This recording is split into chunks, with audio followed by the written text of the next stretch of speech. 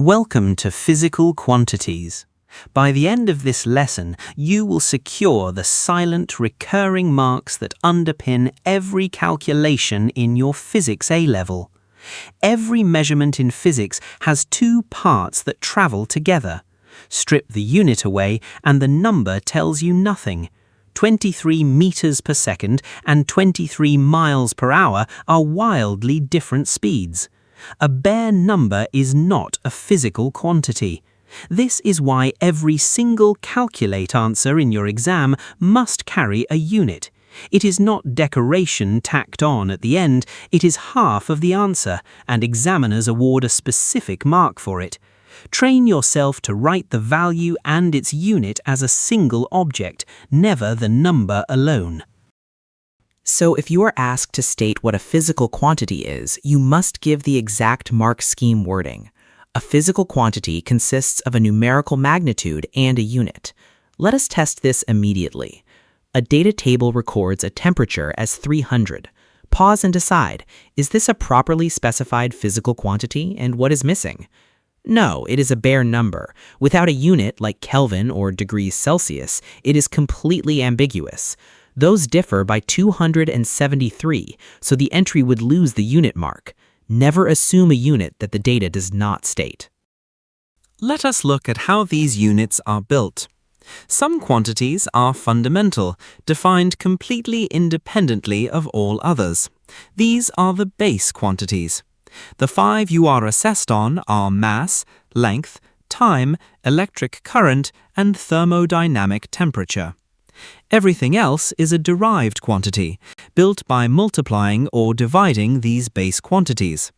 This means the units for derived quantities are just combinations of base units. Speed is length over time, so meters per second. Force is mass times acceleration, giving kilograms meters per second squared.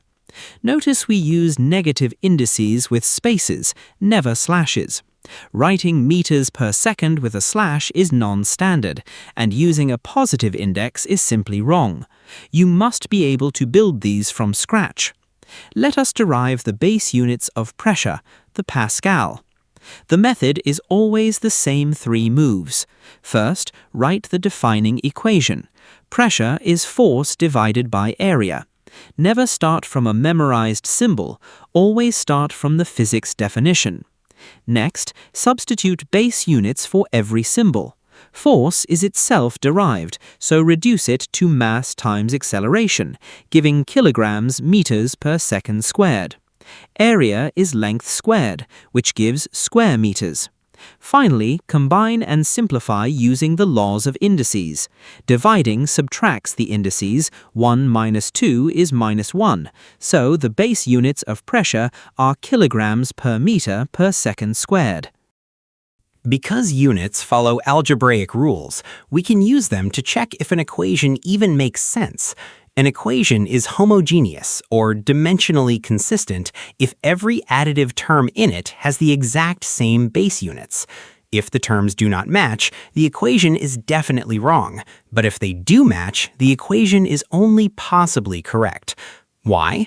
Because pure numbers, like a half or pi, and dimensionless quantities, like strain, have no units. They leave no fingerprint in the check.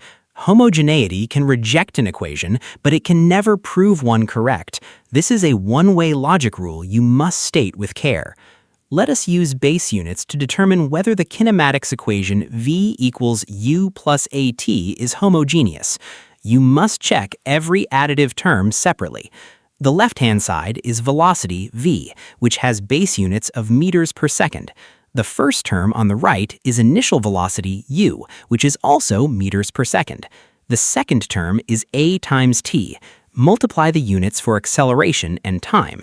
Adding the indices, minus 2 plus 1 gives minus 1. So this product is also meters per second. Compare them. All 3 terms match exactly, so the equation is homogeneous. State your conclusion carefully. This proves the equation is dimensionally consistent. It does not prove it is correct, because any dimensionless factor would be invisible to this check. Now for a skill examiners love to test on paper 1. Order of magnitude estimation. An order of magnitude estimate is a value good to the nearest power of 10 quoted to one significant figure. You need to memorize a small library of anchor values. An adult is about 70 kilograms. Atmospheric pressure is 10 to the 5 pascals. Gravitational acceleration is roughly 10 meters per second squared. The wavelength of visible light is 5 times 10 to the negative 7 meters. You use these to build estimates for unfamiliar things. Showing your reference values is exactly what earns the marks. Let us estimate the order of magnitude of the force the atmosphere exerts on one side of a typical room window. Every estimate begins from stated, defensible reference values. Atmospheric pressure is 10 to the 5 pascals, and a typical window is about 1 meter by 1.5 meters, giving an area of 1.5 square meters. Choose the right equation to link your anchors to the target. Force equals pressure times area. Substitute the anchors directly to calculate the value. 1.5 times 10 to the 5 newtons. Finally, quote your answer to one significant figure as a power of 10 and include the unit. Missing the unit or the power of 10 framing will cost you the estimation point. Let us put this all together and test your exam technique. A student checks the equation kinetic energy equals mv squared, noticing there is no factor of 1/2. They find it is homogeneous and conclude the equation is correct. Pause the video. State whether their check is right, whether their conclusion is right, and explain why. The check is perfectly correct. Mass times velocity squared gives the base units of energy. But the conclusion is wrong. Homogeneity cannot reveal the missing dimensionless factor of 1/2. Excellent work! You can now define a physical quantity as a magnitude and a unit. You can build derived units from base units using index laws. You can check the homogeneity of an equation by reducing every additive term, and you can estimate unfamiliar quantities using anchor values.